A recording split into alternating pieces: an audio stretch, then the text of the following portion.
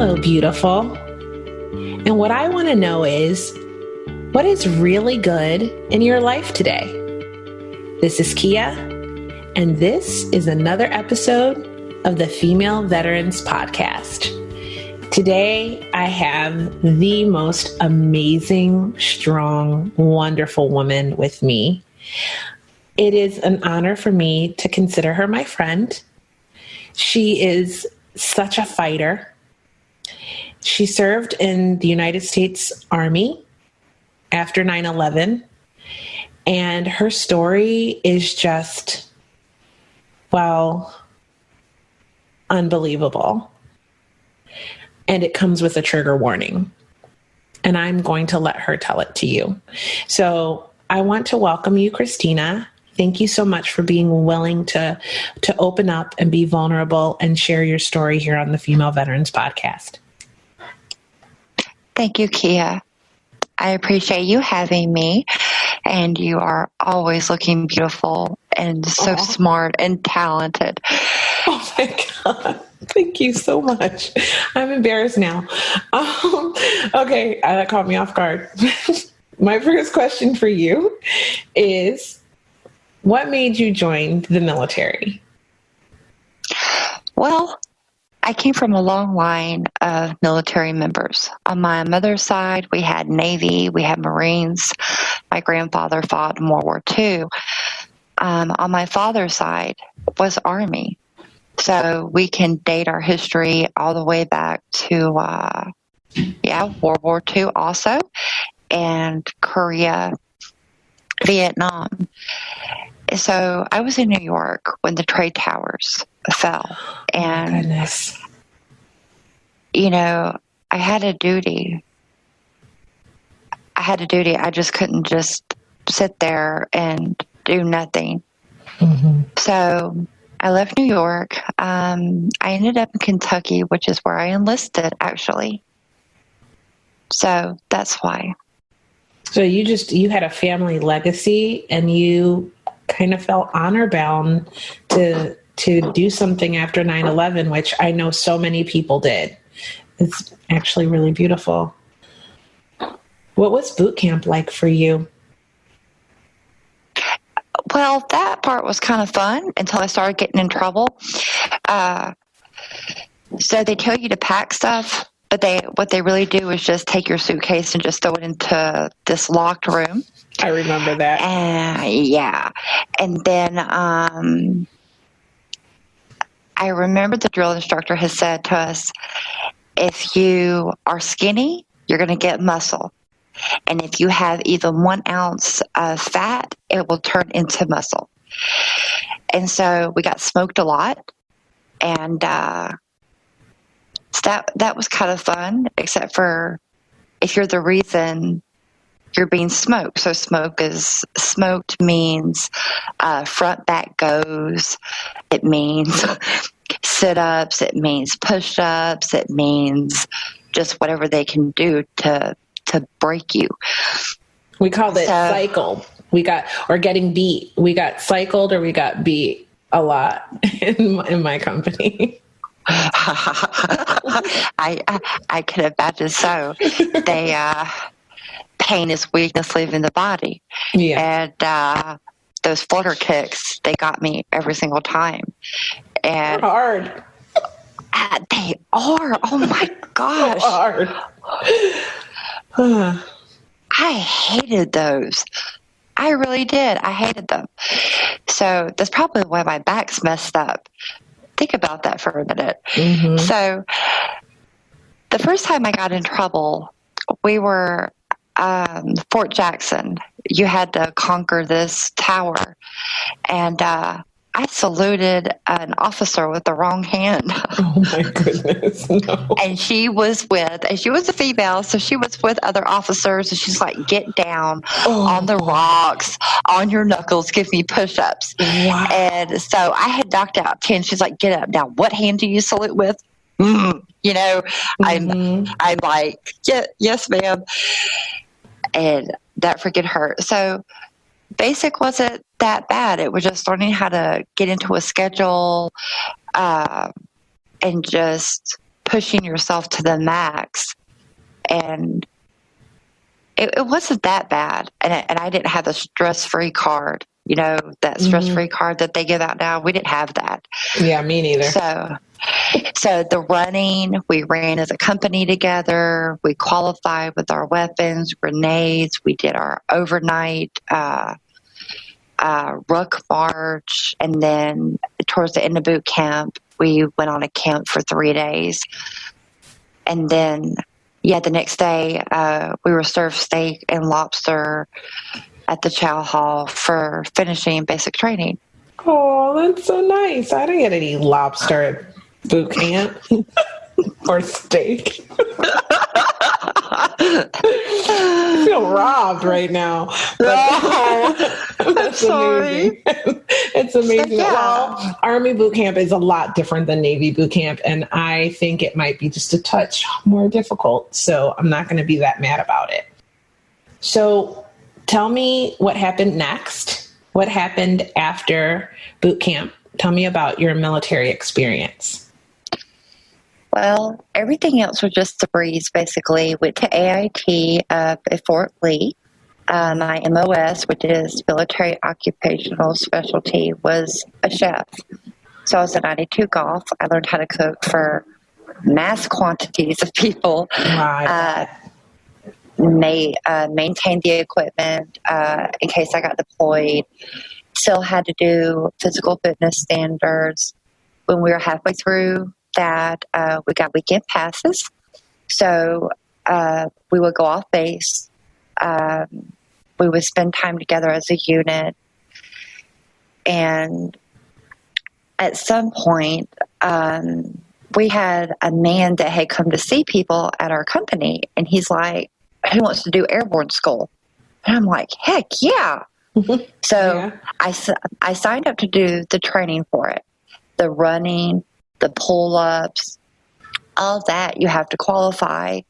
And then you can go to Fort Bragg and learn how to jump out of airplanes. Wow. And so I did that for a while. But then when AIT was almost over, they were like, hey, would you like to go to Germany? And I'm like, yes. So they're like, so you have to give up airborne school to go into Germany. Oh, and I thought about it, and I thought, Germany. Yeah, I'm going to do it. I can always rotate back and do airborne school. So I signed, and I said I volunteered to go to Europe, and I give up airborne school. So I kind of did all that training for nothing. But it helped me when I was in Iraq. So I get my orders, and I'm sent to Germany. I landed in Rhein-Main Air Force Base, and then I stayed there for about a week. I waited for my assignment, and I ended up being shipped to a place called Giebelstadt, Germany. Giebelstadt, Germany was home to the 12th Aviation Combat Brigade, 12th Cap. Mm-hmm. They were the helicopters. Big Windy was there. The Black Hawks were there. We had a detachment of Apaches out of Italy. So when I got there, I was briefed, given my ID, my housing assignment, and I was assigned, the chow hall. So about a week after that, we had a company formation, and we were told that we're preparing to go to Iraq. And they were like, but you can't tell anybody. I was like, great. So I want to say at the end of January, first part of February, we started doing prep. That's all the vaccines. We had to go through the physicals. We had to go through the eye things. If you had to have a waiver, you couldn't go. So you could be in the military, but still not be deployable. So then we got our smallpox, where they put the live virus on our arm. And they're like, don't scratch it, don't touch it. Because if you touch it and then you rub your eye, you're going to get that virus in your eye. And of course, there's this one guy, he didn't listen. He's scratching like a like a wild man. And then he rubbed his eye, and that made him non-deployable. So then after they put the virus on us, what's supposed to happen is your body makes antibodies, it scabs up, and then it falls off. So then you're inspected to make sure that you just have a scar here from where the smallpox was put on your arm. Mm-hmm. I still have that scar. So then we got 2 more shots of anthrax vaccine. Mm-hmm. Then we got closer, and then they're like, okay, so you're grounded to base. You can't leave base. You're a government asset. If you're injured or hurt outside of this base, then you're going to hurt the mission in Iraq.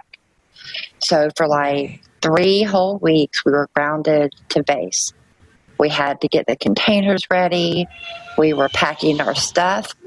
We were like doing all kinds of things to get ready for deployment. So then one day we got on the train. We left Gib, got on the train. We went to Rhine Mine. We loaded up and we flew to Italy. So we waited in Italy for a little less than a week. And then we traveled by airplane into Kuwait. And so I want to say we stayed in Kuwait for about 3 weeks, and then the staging zone was set for us to cross into the border to Iraq. And so, I mean, I was young, and I didn't know everything that was happening. I just knew that there were people out there that hated the American way, and because I was a soldier, that they were going to try to end my life. So you have all these convoys set up, and they're going to take these different routes to go. And one of the convoys in front of us had Jessica Lynch. I think you might remember her. Yeah. They took an opposite way, and her convoy was ambushed. If we had went the same way as her, I don't know if I would be here today. Oh my God. So we took a different route. We made camp in different places. We would get security briefings about insurgents in the area, what to do, what not to do. And we were on guard. We would lay in the sand that I would learn later what ended up just making me deathly sick. Mm-hmm. And so we ended up going into Balad. The biggest threat were RPGs and mortars. They would bury them underneath the sand. They would hop the very poorly kept fence, and they would put them under the ground for us to roll over. So you could be going to get water, and your vehicle would blow up. Oh and my God! So when you're driving, so you have your sergeant, and then you or somebody else, then you, and you're looking in the road for disturbed dirt. Because in Balad, they didn't have a concrete road. It was all desert at a lot of the places. So I want to say in June of 2003, I was injured because my equipment blew up. I don't know why. I don't know what happened. I just know that I was leaning over it, and it malfunctioned and it blew up, and I ended up hitting my whole body just went like this on the ground. Oh my God. And the next thing I remember turning my head, and my command was running up the hill. And after that, it's like totally blacked out. I don't know how I got to the doctor. I don't know how I got off the flight line. I don't know what happened to that equipment. And I really totally forgot about it. So my command's like, go on leave. So I had been in Iraq maybe March, April, May, June, go on leave. July. So I had been there for 5 months, and they were like, go on leave. So I left. I went to Spain. So I bought me a vacation. I was single. I went to Spain. I stayed there for like 9 days. I got the most horriblest sunburn ever. and then I went back to Iraq. And so at least you got a vacation out of it. Well, I got a break from being burning human waste. Yeah. And so, after that, it stayed busy. If you weren't doing guard duty, you were doing other stuff like fortifying the tents because the mortar attacks increased. Mm-hmm. And even though they had no idea what they were doing, they were getting better at not knowing what to do, if you know what I mean. Mm-hmm. So they don't have the training we do, but if they realize that they're not hurting anybody, then they kind of changed their tactic and they started becoming a little more efficient. And so the first time I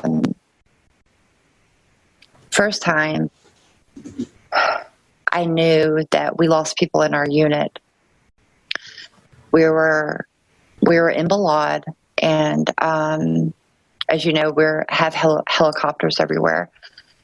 So it was a coordinated attack, and these mortars, they hit an aircraft. And no. Yeah, we lost 2 soldiers that day. And my God. They were married, they had families. Yeah. And so being a chef, I fed all of those. I fed them, and Mm-hmm. And so where the chow hall was, we had set up their boots with their weapon and their Kevlar and their dog tag. And so being HHC, they were picking people to do the gun salute to honor them before they were sent back stateside. Yes. And they were like, hey, we're wanting a female, not just all men. And I'm like, okay, I'll do it. And so I went up there, and they wanted to make sure that I could do it. And I'm kind of glad that they did. The minute I had to mount my rifle to do like ghost shots, I lost it. And I started crying, and I'm like, I'm sorry. I'm so sorry. Oh my and gosh. That's a lot.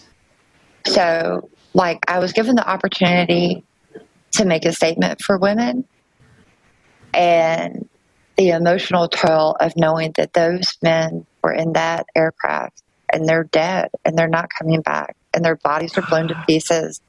Oh, And my heart. just that was a lot. It is a lot. And so, yeah, I've never forgotten that.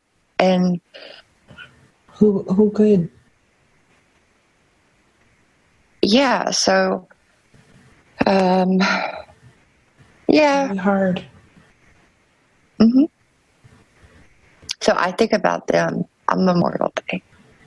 Of course. And it's kind of like you think it could have been me. But that within 72 hours, there was going to be a vehicle that drove up to these 2 separate residences to honor the family. And I just thought, why, God? Why? So then after that, the mortar attacks increased. We got a shower trailer, and I'm in there taking a shower. I had been working all day. I stunk. I didn't want to be bothered. Yeah.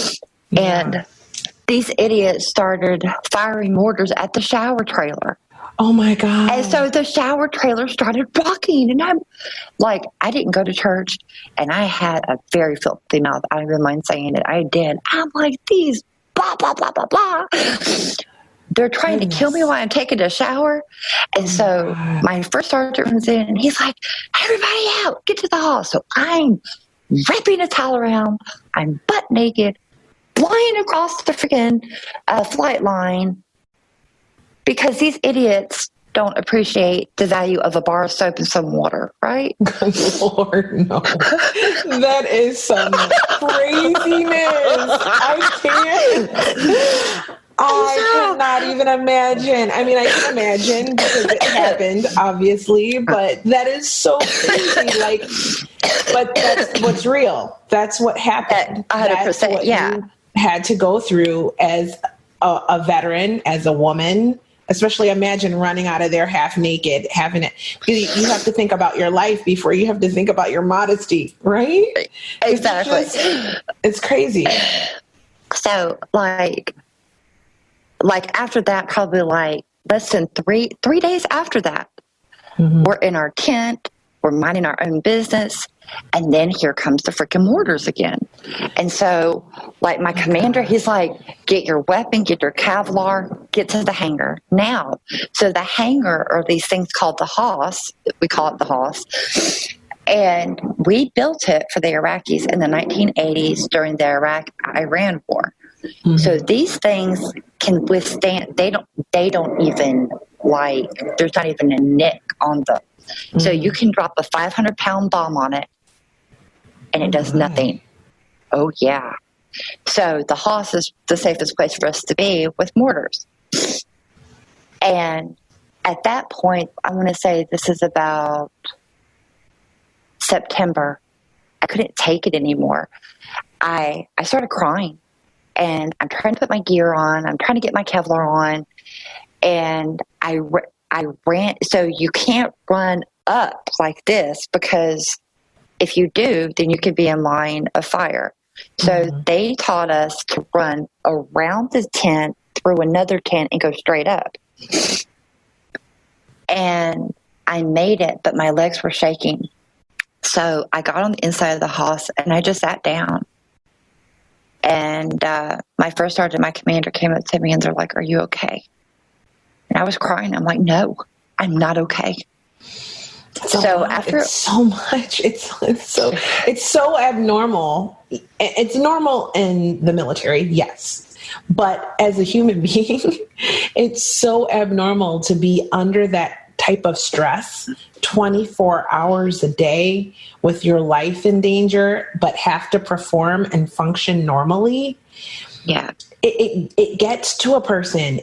It starts to wear on you. And I can completely understand how you would just at some point just be like, oh my God, I can't do anything else but dissolve into tears because this is so much to have to deal with on a daily basis for months. Yeah. Yes, I most certainly agree. So like after that, my command brought me in their tent, and I trusted them, nothing inappropriate like ever. And they're like, we want to talk to you about what happened today. I said, can you tell me why we're getting mortared so much? And they're like, this is war, and this is what happens. He says, so my commander's like, I want you to know that you're safe. He says, him and my first sergeant, he says, we will do whatever it takes to protect this unit, and that includes you. And I said, okay, sir. He says, would it make you feel better if you slept in the tent in here? And so I think he was joking. And I was like, I started laughing. And I'm like, no, sir. And so, like, after that, I got a referral to go to psychiatry. And I was put on medicine to help me sleep and to calm my nerves. Mm-hmm. So after that, we finally got orders to go home. So it was a cleaning crew. We were sent to Kuwait, and we cleaned vehicles. So due to environmental laws and all this other kind of stuff, you can't have anything on the equipment, because if they brought it into Germany, the environmental stuff that's in that sand could introduce bacteria, parasites, biological factors into a new environment. My God. And then that's how, like, the bubonic plague went about. Right. And so if you definitely bring it back stateside, you're contaminating the environment. Things that are there, people are acclimated. But if you take sand and put it here, and it's in a different environment, it's a very huge implication. So we had to clean it. And so we worked 12 hours on, 12 off. It was 2 shifts. I was the only female. And those gentlemen were gentlemen. They were never inappropriate. They never did or said anything that made me uncomfortable. We would work together. We'd go to chow together. We'd walk together. And I felt 100% safe with the men that were in my unit. They were beautiful, awesome. And it was neat because some of the guys were married. And so they had their little clique. It's like married guys. And then you had the single guys. And so they would hang out with females, but it was always totally professional. It was nothing. They were just a really great group of guys. You know, these are the guys that you know that I did guard duty with them. Mm-hmm. And there's no toilets out there. So I'm in the bushes and I know that the guy that's up in this tower isn't taking a peep. And he's looking to make sure that there's no threat that could take me out while I'm trying to pee, you know? Mm-hmm. And so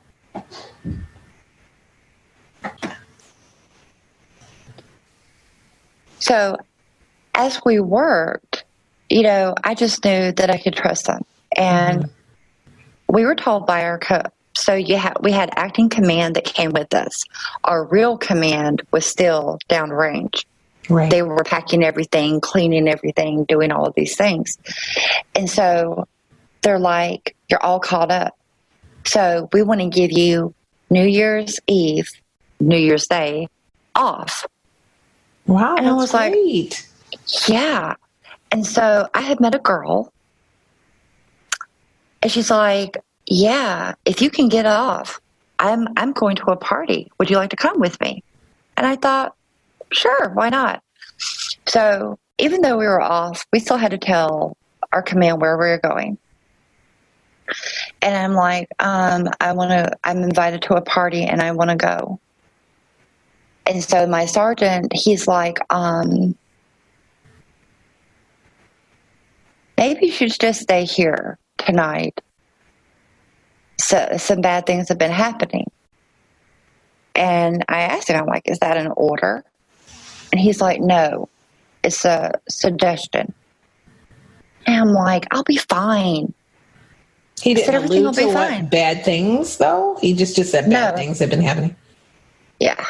So I went to the PX, and my signature clothing back in that day was running pants, Nike T-shirt, and a hat. Mm-hmm. And so this girl came and got me, and we took a walk. We went through Truckville in Kuwait. We get to the party. There's not a lot of people there, but I still remember the setup. It had portable lights. It had a generator. It had a wooden dance floor. And even in the desert, they have trees. So there was like a tree to the left of me, and there was a picnic bench. So if I don't know people, I isolate. And so that's usually what I do anyway. Mm-hmm. So I got my cigarettes and my camera that I had bought, and I sat down on the picnic bench. They were playing salsa Thai Mexican music. Mm-hmm. And so I stick out. Like in the military, before I lost some of my height, I was 6'2", and I weighed about 170 pounds. You're tall. And very. So I'm 6'1" now. I've lost like an inch, but I'm still pretty big. So I tend to stand out. Mm-hmm. And, you know, some people were like, hey, why don't you come over here and hang with us, talk with us. And I was like, okay. And so I remember seeing a man there. He had a Humvee. And I didn't really say much because, like, what do you say? You know what I mean? Like, what do you say? You've been deployed. And I at that point, I didn't want to talk to anybody about my experience. I just wanted, I didn't even know how to express it. And you remember those water bottles I told you that we were issued? Yeah. I thought it had water in it. They were passing it around, and I drank some of it. Was it liquor? No, I found out that it was Iraqi moonshine. That's the reason why it was. Yeah, that's the reason why it was clear. Because when I drank it, it burned. Moonshine burns. Bad. Like gasoline. Really. Yes, that's what it smelled like. So I'm drinking, and then I smell that, and it's burning. And then after that, I went back and sat down because I'm like, what the hell did I just drink? Right. My stomach started hurting. I felt out of it. I started having, like, when I look back, there's gaps in my memory. Like, I remember going back and sitting on the picnic table. And then at some point, I was dancing with a group of guys, but they weren't white. They were Latino. And then I remember I threw up. And then I remember I told the girl, I want to go home. I want to leave. That sounds like more than just moonshine. I've drank moonshine, and a considerable amount of it. And I never had like lapses in awareness. Exactly. You know, it sounds like GHB or some type of drug was added. Well, I don't even mind telling you. I didn't know what it was. And so many years later, I started going back to try to figure out what it was. And I had made like so many phone calls. I talked to CID agents. I talked to military police. And they're like, Iraqi moonshine has high levels of lead. Very high levels of lead. Oh, my. Very high. And I was like, okay, so this sergeant, lead poisoning? I don't know. So this sergeant, he was the MP. He told me where to go, and I found the recipe online. Oh my goodness. When you combine head injury and that kind of chemical composition, it causes blackouts. So I was like, okay. And so it had been going around that soldiers were using ketamine. Ketamine is also used in a deployment zone, but it's also used for horses. Right. And so they were using things like that to taint liquid. And I remember that girl, she freaking left me. She just left me there. Wow. And I remember getting in the back of a Humvee. And I remember the man who would later be my attacker. He was next to me, sitting in the back of the Humvee. There was sound equipment in the back. And then it rode not even very far, and I got out and I started walking. And at some point,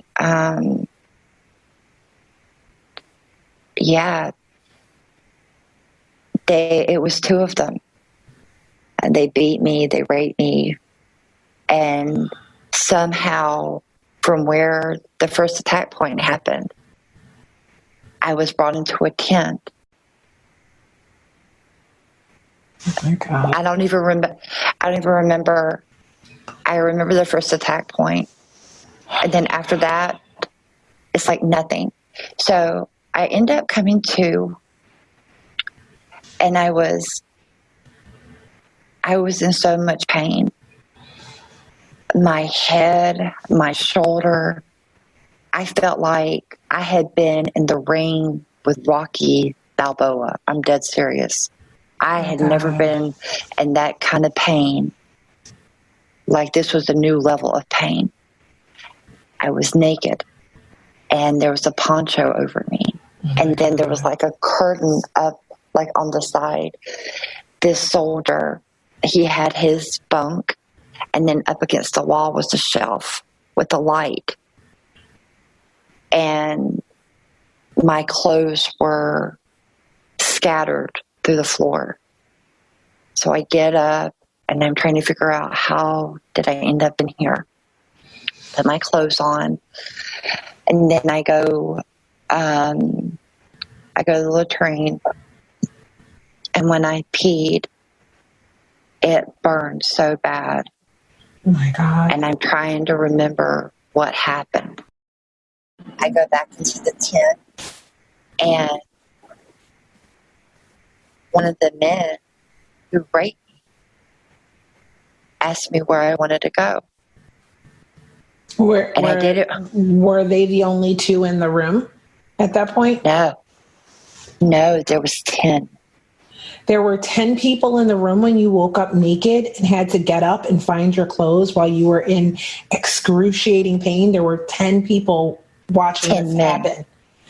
No, there was a cover, but they were there. They were there. All 10 of them. All of them. So he asked me where I wanted to go, and I said, I think I need to go to the hospital. So he drove me to what do you call it? The combat support hospital. And then he that took was you to the hospital. Yeah. So, and that is perplexing. I didn't recognize him. Like, and he didn't say anything about, like, anything. All he said is, where do you want to go? And so I went in, and the lady sitting at the counter says, can I help you? And I just remember looking at the ground, and I said, yeah, I think I was raped. I need some help. And so I remember sitting in the chair, and then I remember they put me in the military's equivalent to an ambulance. And my command was there in like 5 minutes. And they asked me if I was okay. I didn't respond. So then I don't remember much of the ambulance ride. And I don't remember going into this place that I would start having more fragmented memories. But I remember this very, like, it was blue and it had metal poles. Mm-hmm. And I remember the sheet. It was a sheet I had to stand on. And I remember I had to take my clothes off. And I remember I was given like some sort of gown to wear. But I wanted a gown for my back and another one for my front. Right. And the next thing I remember is the doctor, he was down there and he had his nurse and they're trying to gather evidence. And the first thing I remember hearing him say was, "Oh my God." And then after that, I think they gave me something so I wouldn't remember. I've reached out to that doctor. He's my friend. And he said, normally a rape kit takes about 3-4 hours. But he said mine took over 6 hours for them to come through all the evidence. He took photographs. God. I don't remember the photographs. I don't remember the x-rays. I just remember my legs and these big, huge lights. And then after that, The next thing I remember is CID come in to talk to me. And I remember the room and the table. I remember the investigator. And I remember asking him, why is it that you don't wear any rank? And he says, if I'm interrogating a general, they can't use their rank over mine. Right. So CID agents don't wear rank. That makes sense. And then then at some point, I wrote my statement, and then I went from being a victim to the perpetrator in a matter of an hour. What? Yeah. How did that happen? I have no freaking idea. So I don't even know. At that point, I was being asked questions about, I was accused of having sex with another soldier the night before. I was accused of swearing to making a false statement twice. I was accused of being a liar, that I made it up because I was late for work. Wait. That I have. I'm having a hard time getting my mind around this. You went from the victim to a liar, the perpetrator. Having had I don't even know what you did the night before, whether you did or didn't, has anything to do with this. That's just boggling my mind right now. But how did I just don't understand how you suddenly became a liar in less than an hour.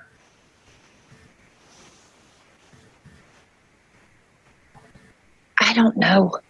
I know that I told the truth. I know that I told them exactly what I remembered, and that it got me in trouble.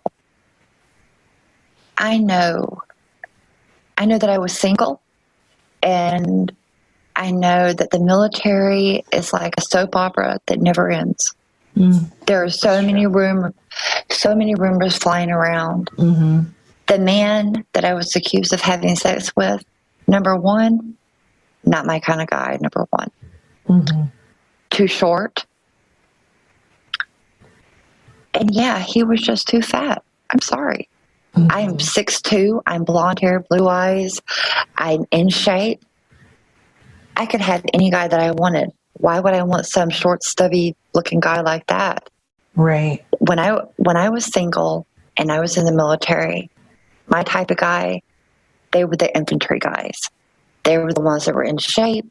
They were the ones that went on missions. These little punk boys, please don't even waste my time. Right? I'll never let you touch me. So yeah, I'm pretty stuck up about that. So you well should be. Know your worth, ladies. Know your worth. Yep. So I know that I didn't have sex with that guy, mm-hmm. And I know that the rape kit.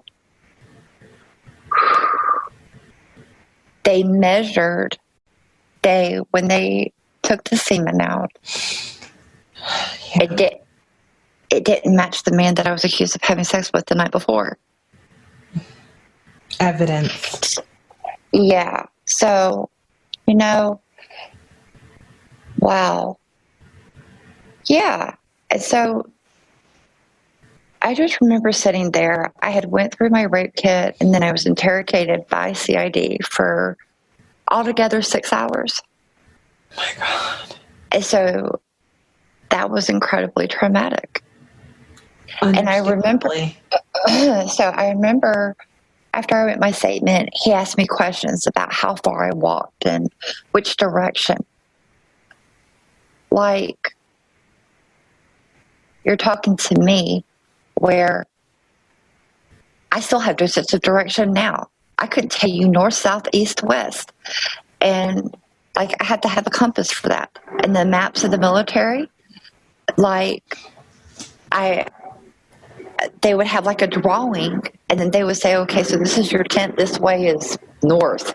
You know what I mean? Mm-hmm. I still don't get it. And I have to look at my car to see if I'm going south or southeast. Like, that's not my strong suit, okay?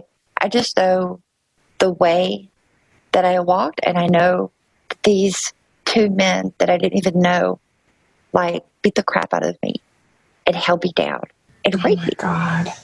So horrible. And so sorry. And also, they're like, oh, it couldn't have happened like that because we went to that area and there was nothing.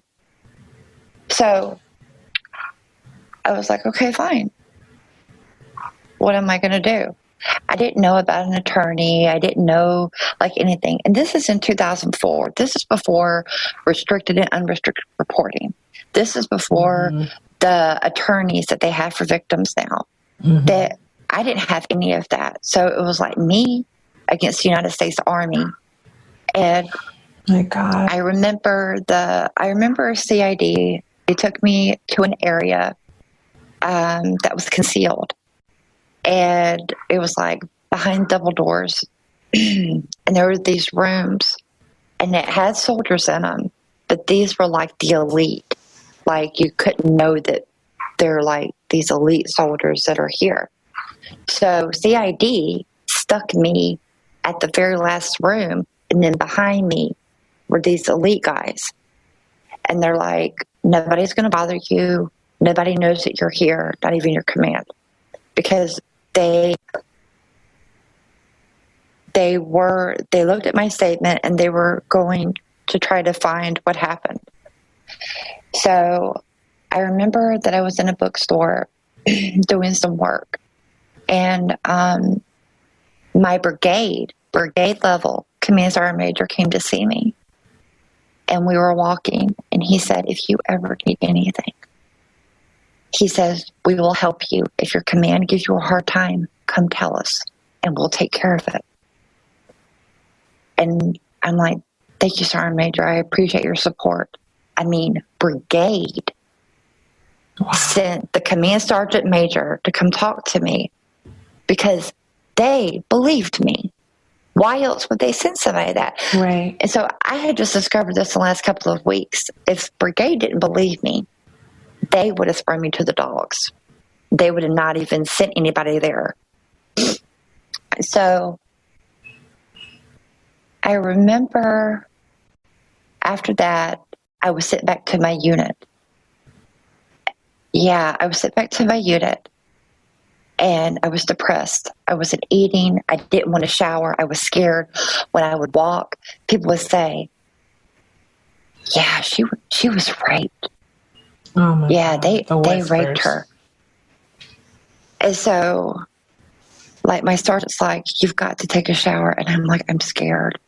I don't want to go anywhere. I just want to sit here. I don't want to go anywhere. Please don't make me. Oh my God. And he's like, I'll stay with you. I won't leave you. But you need to do your personal hygiene. So I got my stuff together. He walked with me. And he stayed outside the shower trailer the entire time. And then walked me back. And so then I had to go back to the doctor because sometimes it takes a couple of days for bruises to show up. So they found more bruises. And I remember those photographs. He asked me about my shoulder, and he gave me pain medicine and a shot to calm the inflammation down in my left shoulder. Mm-hmm. And then I was cleared to go back to work. So my command from Balad put me on night shift from 1900 to 0700 hours. Mm. And I started hallucinating my attacker. Oh my God. And I was freaking out. So they took me back.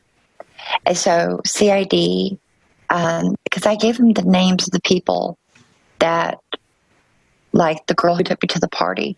Mm-hmm. And so they went and found them. They found the guy with the sound equipment and like all this stuff.